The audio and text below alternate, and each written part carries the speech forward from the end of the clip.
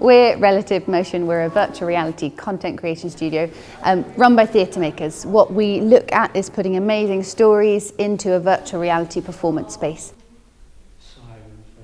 What we're doing here today, we've been commissioned by the space to do some research and development into opera. So we've brought in some amazing singers and some amazing musicians and a great creative team to test the limits of virtual reality, test the limits, crucially, of spatial sound.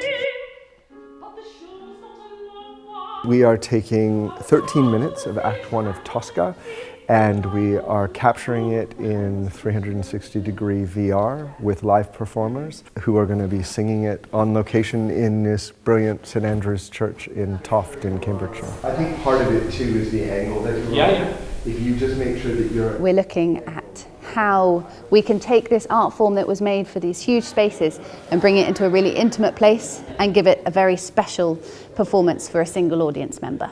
So as you're crossing, let me pray to the Virgin, or just throw things more in his direction. Yeah. Do you know what I mean? Yeah. What VR allows me to do as a director is put the audience right at the center of an experience, and put them in as the only audience member in the experience, which creates an immediacy to the performance that I don't think that you don't get it anywhere else, but it's just a very different experience being a solitary figure sitting at the center of a story, and then having the story move around you and be performed for you personally.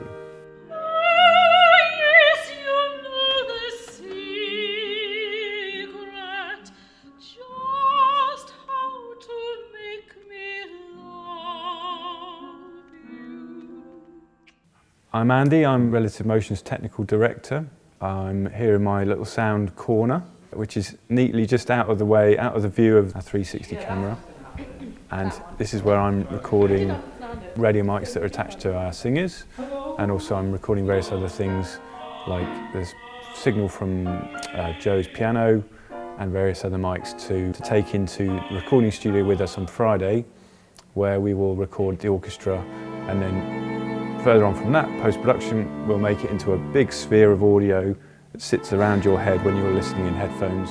We can also do some more creative things with the spatialisation of the orchestrations and the arrangement, the new arrangement that we're having made. So it all sounds kind of correct, but also can sound extraordinary as well at different times. The Roman Republic's hunted and persecuted consul.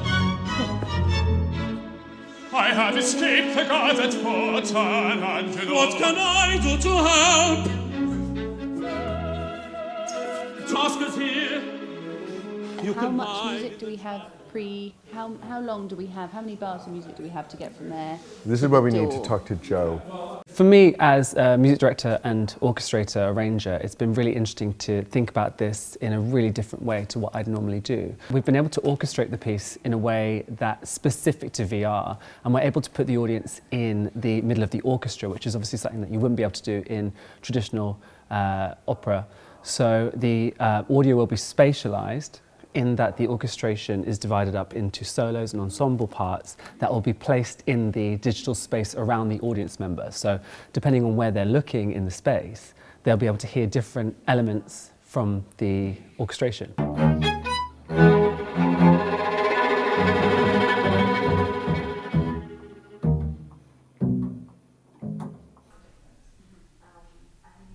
It's a lot closer than I thought it would be as well. Mm-hmm. It's like... Getting performers to understand that working in such close proximity to the audience requires a level of realism and authenticity that doesn't happen when you have to work at a distance on a stage. From a directing standpoint, working from a single perspective and making sure that the movement and the relationships of the characters sit authentically and also balance out in that space, and not just balance out in terms of using the whole space around the camera, but moving in and out, and how we bring the close-up to the audience and when we earn the right to be in their personal space. Totally different perspective on what it is. Yeah. It's like how we've just rejigged it. is 100% going to be so much better. Yeah, and you can understand why I this... understand the whole angles, I understand the space, I understand... Yeah. For me, the fundamental difference between being on stage and actually doing the VR experience is on stage you have the fourth wall, or even theatre in the round. Either way, you're always aware of an audience being there. The difference with this is that you have to pretend like there's never an audience there at all. It's almost like method acting. You can't think about being intimate, you are being intimate. It's real, it's got to feel real, and you've got to look like you're being real, and nothing else exists. Where you come in and it does certain things. Man.